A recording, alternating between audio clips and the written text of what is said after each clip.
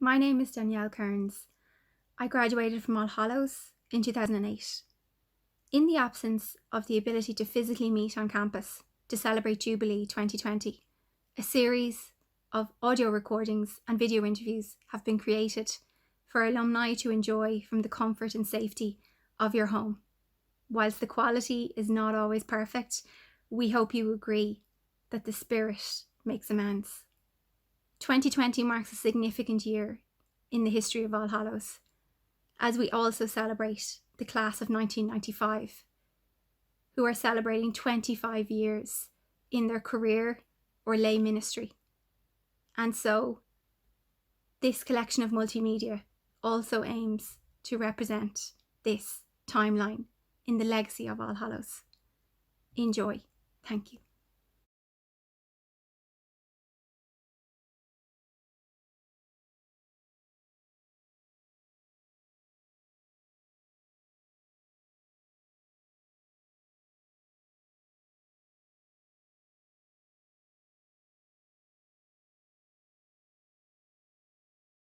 I left St. Brendan's College, Killarney in 1964 and went into All Hallows in September of that year and graduated from All Hallows in 1970, ordained on the 14th of June 1970, along with 35 others on that year.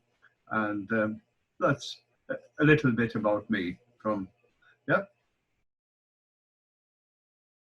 Who would have been your most inspirational mentor or professor or lecturer or staff member you came across in All Hallows?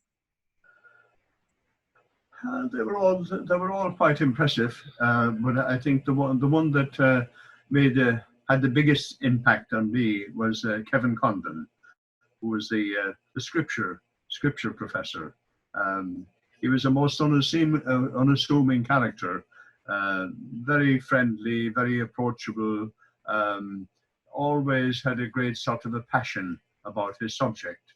And we all knew that even during the summer holidays, he'd head off to the Holy Land, and he would get involved in archaeological digs, and he'd be always sort of deepening his own understanding of the scriptures. And of course, we were a bit like greenhorns, really, but we'd be looking up to him with our mouths open when we thought that we'd be studying something in the New Testament, and he would be talking about something way back in the Old Testament. And he'd say, gentlemen, you can never understand the new until you understand the old first of all. And really, I've come to understand all that now.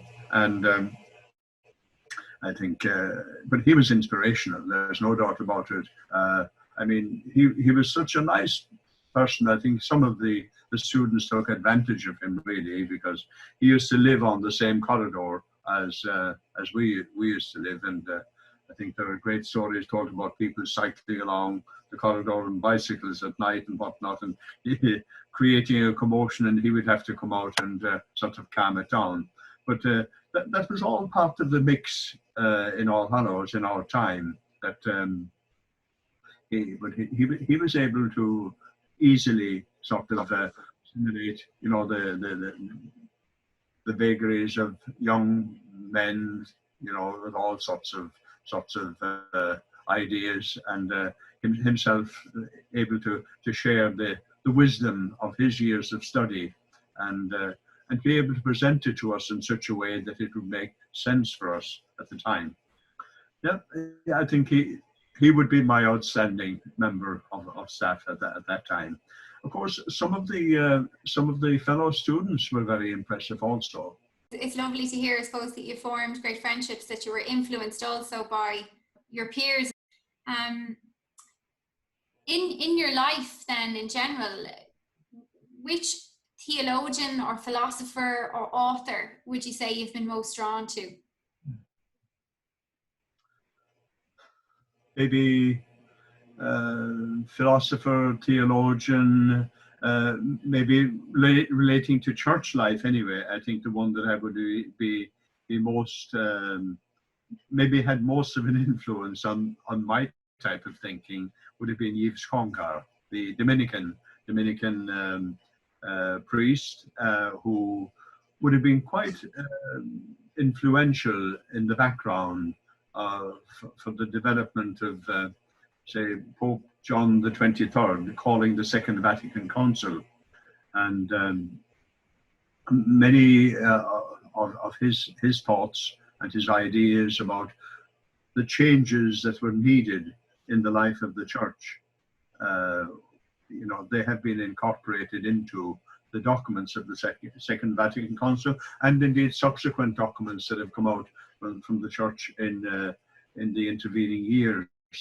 I think maybe that would be my, maybe the one that I would opt for, really. Yeah. Thank you. Which of your appointments do you feel has brought you most to life? All, you know, it's an amazing thing. Each of my appointments, that they have added something extra to my life. But maybe it was lovely to have my first appointment to be with an All Hallows past man, Michael Lynch, who was ordained in 1958, 12 years ahead of me. So when I was ordained in 1970, you know, it was good to be with him, and he was in a bit of confusion because he didn't know a great deal about the changes that happened in the church as a result of Vatican II. So we used to have great discussions between ourselves. But maybe the appointment that maybe brought more excitement to my life really was the one when I was appointed to head up the Diocesan Youth Service and be director of the Diocesan Training Centre. And in the course of my working with young adults, particularly 18 to 30-year-olds, I met up with some very, very good people who were, so they invited me to be part of a team to be to lead weekends for young adults, it wasn't as if they would just take exactly what I was going to say, but they made sure that the talks that I was going to give, that they would be workshopped, and they would make me sort of refine them a little bit and make me think a little bit deeper.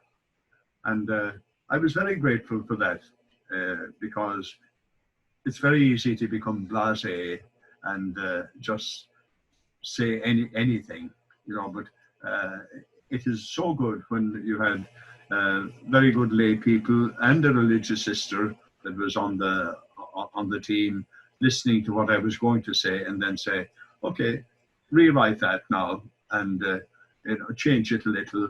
Yeah, don't change what you, yeah, but make sure that you're sharing about yourself, that you're not talking about the third person, you're talking about yourself, that it is your own insights into life that you need to share. And that is, when you're sharing yourself, it will have a real good impact with others.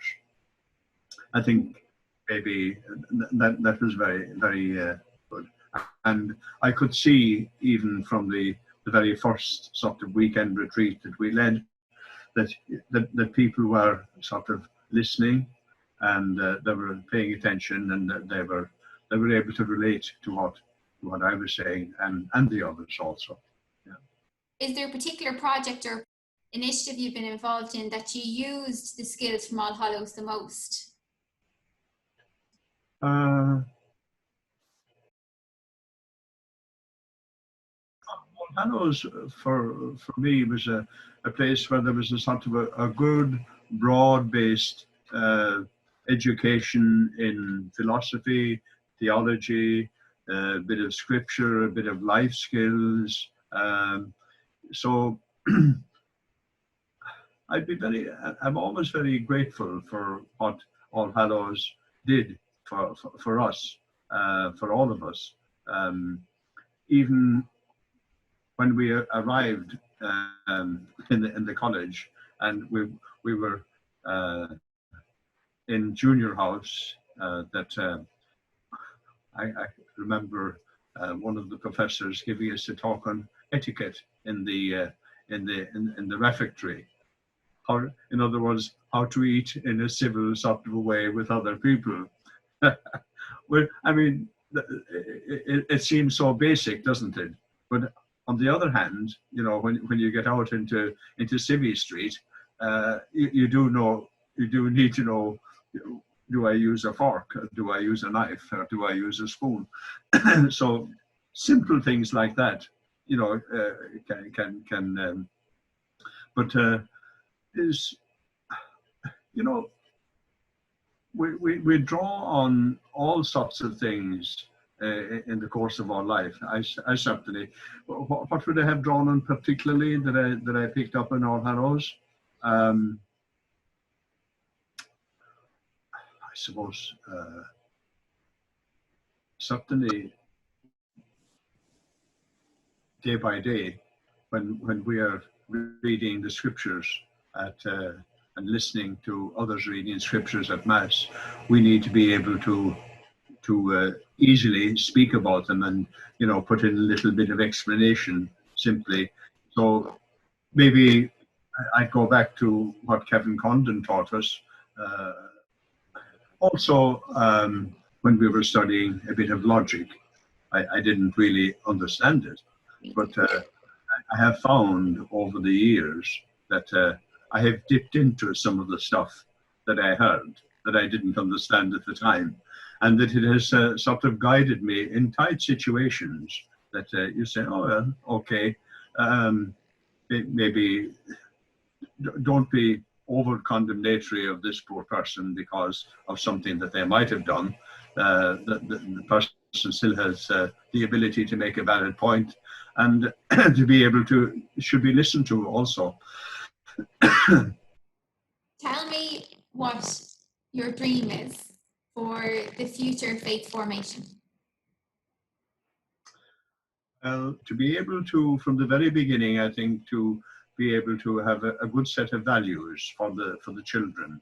That would be my sort of dream, and that every parish that would have responsibility for the education and training of families and children, that they would be able to provide good sacramental programs year by year for the benefit of the children and the parents, because I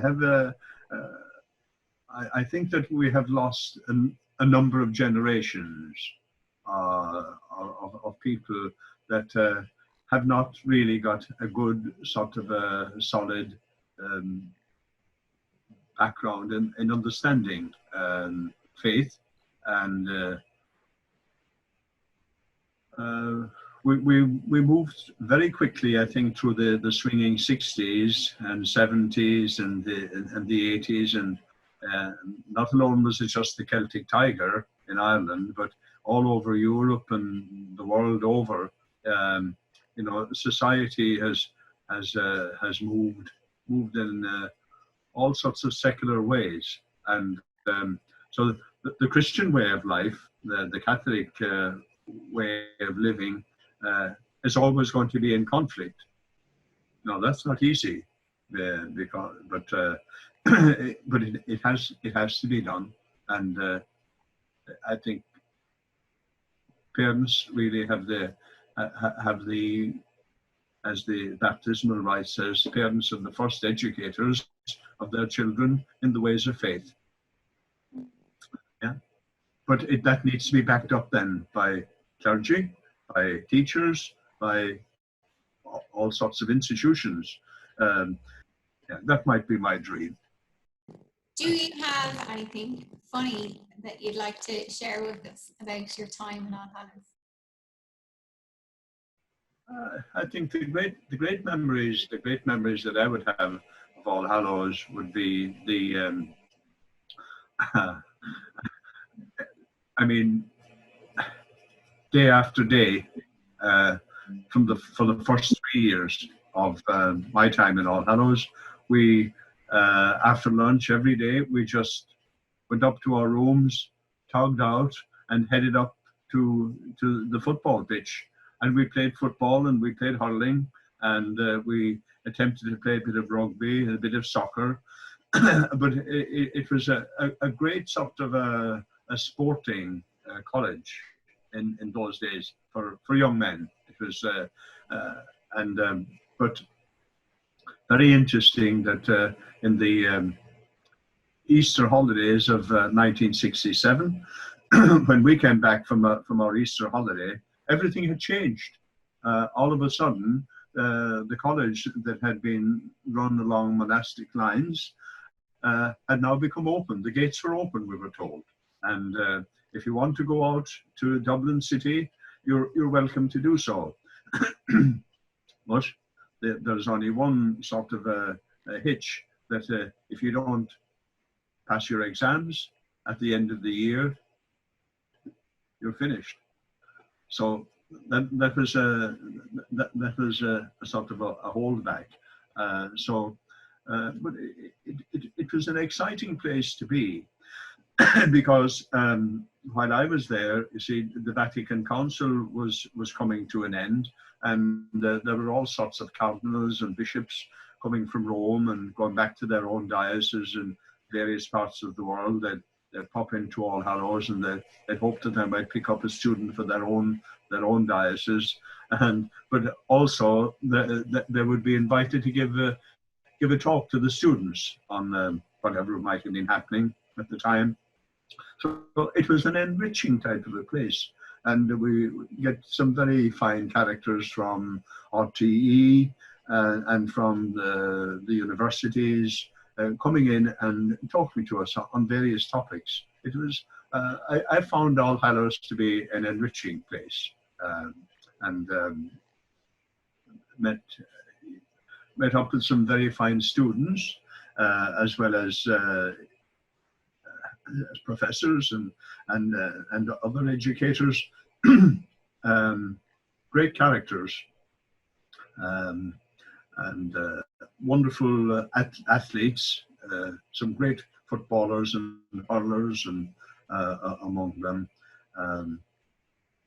You sort of have memories that would keep you going for the rest of your life.